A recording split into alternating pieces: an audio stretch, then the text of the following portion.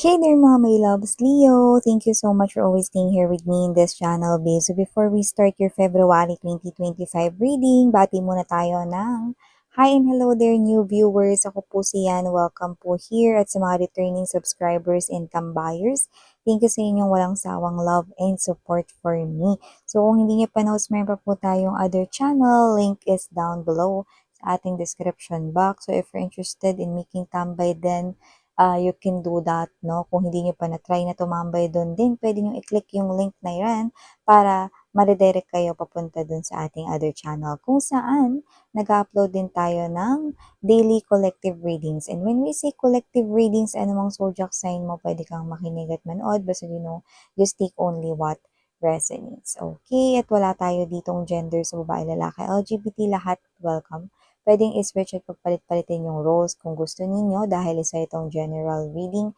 And at the end of the day, everybody, you have your free will with you na free nyo pong gamitin anytime, anywhere. And yun nga mga babes, no, wala rin po tayo ritong time period. So, just take only what resonates. Pag hindi nag-resonate yung ibang mensahe, then just leave those behind kasi baka para yun sa ating other viewers. So, let's see, Leo, what do we have here for your February 2025.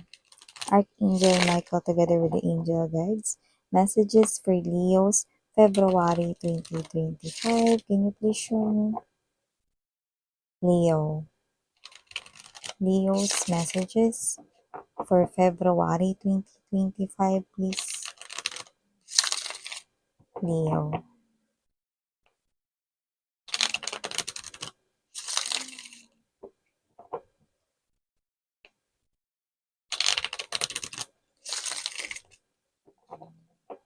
Leo.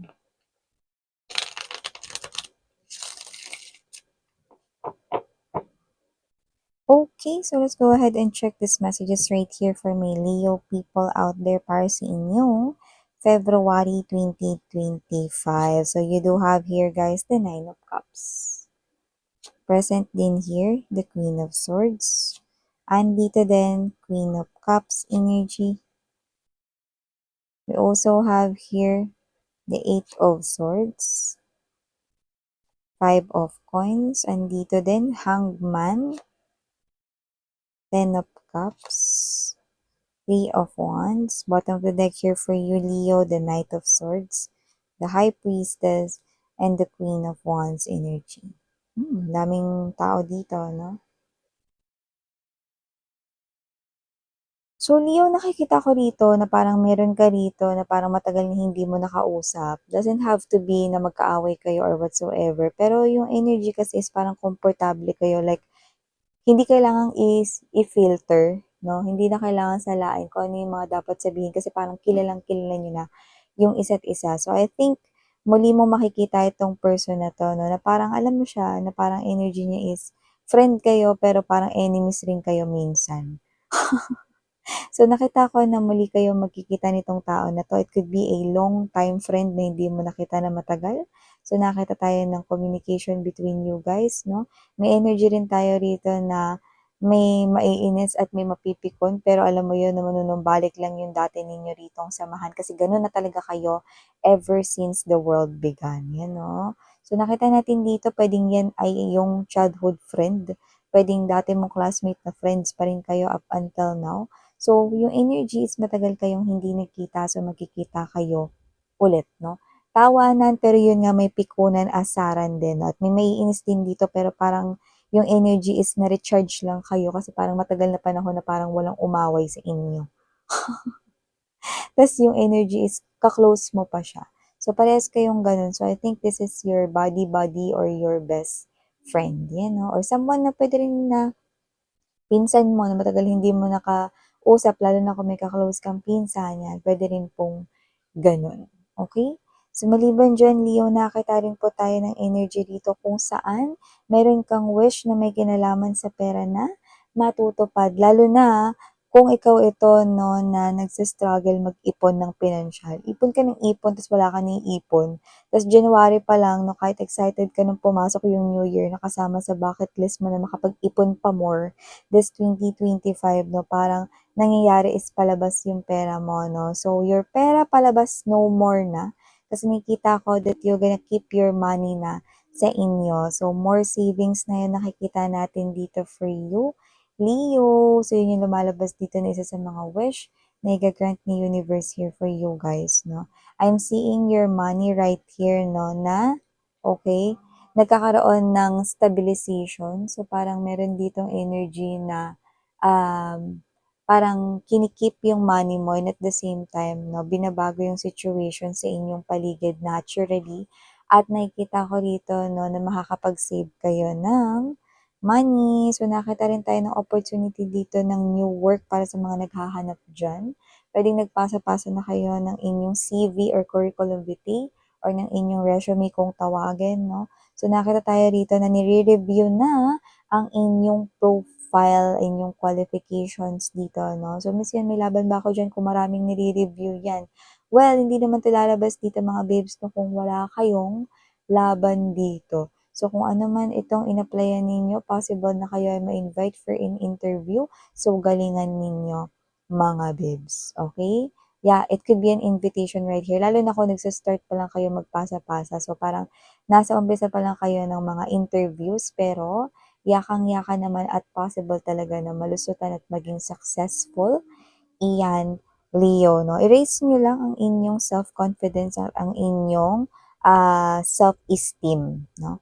So, maliban dyan, nakita rin tayo ng energy rito na possible na meron ditong boyfriend, girlfriend, or ka-in relationship ninyo ang nag-iisip rito, no, ng, or nagfa-fantasize dito, no, of having a future, a family, a home, with kids, no, together with you guys, no. So, pwedeng nagpa-fantasize siya niyan or napanaginipan niya yan recently at gusto niya yan mangyari sa inyong reality. So, malinaw na kung sino man yung mga makaka-resonate dito, your partner loves you so much and your partner right here is willing to take your connection to the next higher level of commitment with the Ten of Cups energy. This is my fairy tale love story, sweetheart. So, meaning to say, this person here, yung ini-envision niya para sa kanyang future, kasali ka doon. You know? So, kung may asawa naman na kayo, like literally na kayo ay meron ng husband or wife,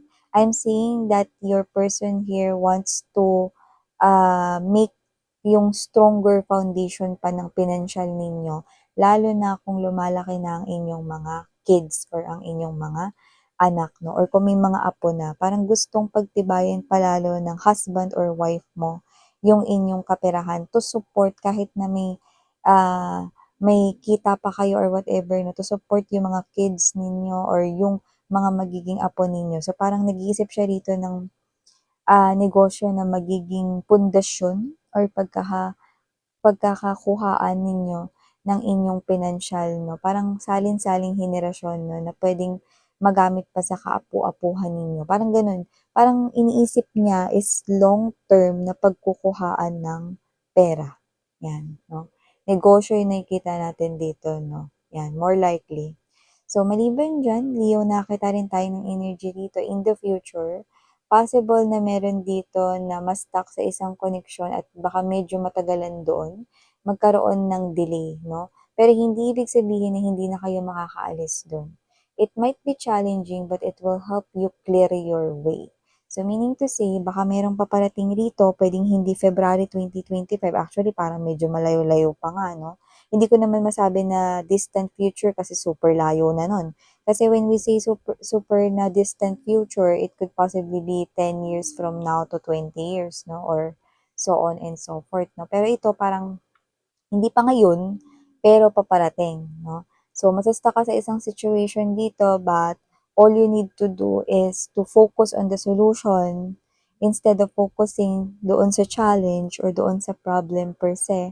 Because nakikita ko dito na parang isa itong pagsubok, no? Tinutulungan ka ni universe na mas maging matapang at mas maging matalas ang iyong mga decision-making skills, no? So, possible na ang challenge na to ay kahit sa ang areas ng life mo, okay? Possible na maapektuhan pero dapat hindi ka magpa-affected so much, you know? Kasi ito ay part of the challenge lang. Medyo matatagalan ka lang kasi parang ito ay laban all na ikaw lang yung gagawa ng nung solusyon na ito, 'no, parang gano'n. Ikaw yung kailangan na sumusolusyon dito mag-isa, 'yan 'no. So, puwedeng manghingi ng tulong, manghingi ng advices 'no, pero ikaw talaga yung pinaka dapat na makalusot dito sa challenge na 'to. 'Pag nalusutan mo 'yan, nakikita natin yung energy mo dito parang wala ng kahit na anong mahirap na pagsubok na darating sa inyo. Puwede 'yan sa inyong larangan ng kaperahan, love life may gano'n din 'no, at yung iba puwedeng sa connection or sa friendship 'no, sa ibang mga nasa paligid mo. So, nakita ko dito na posibleng ikaw ay maging usap-usapan sa mga susunod na mga linggo at buwan na darating dito dahil may magandang mangyayari sa'yo.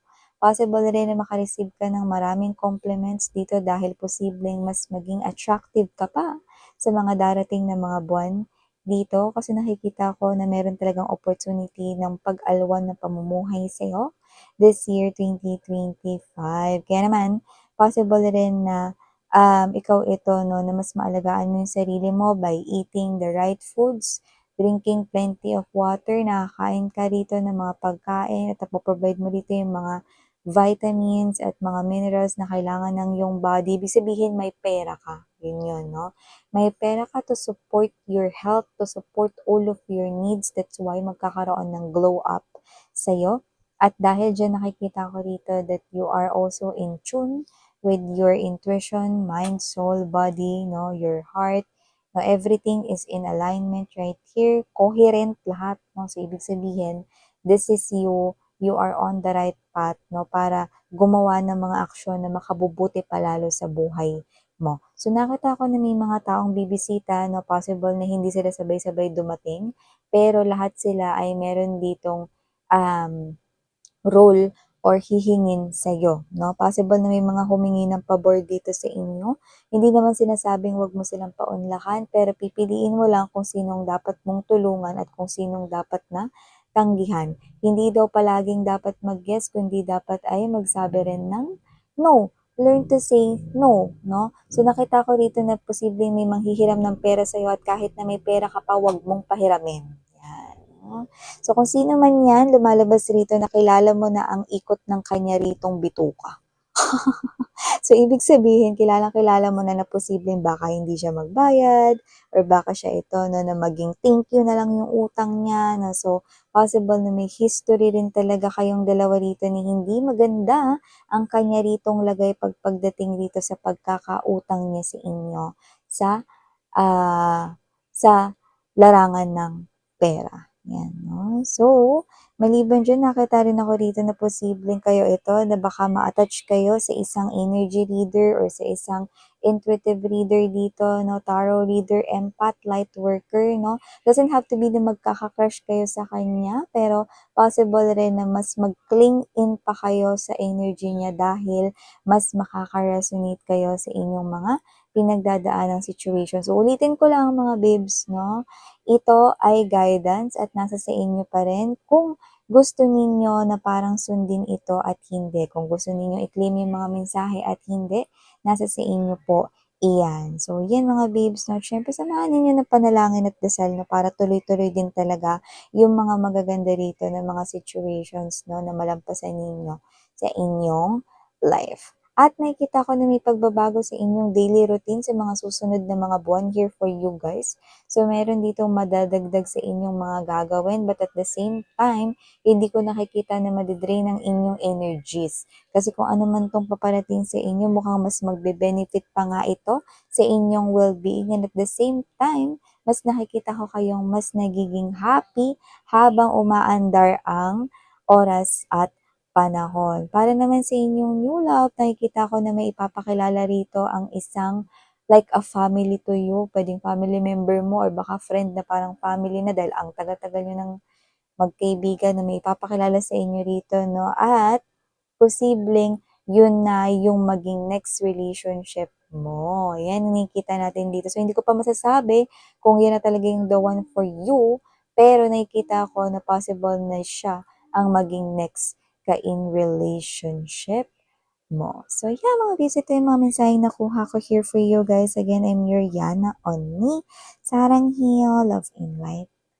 Annyeong!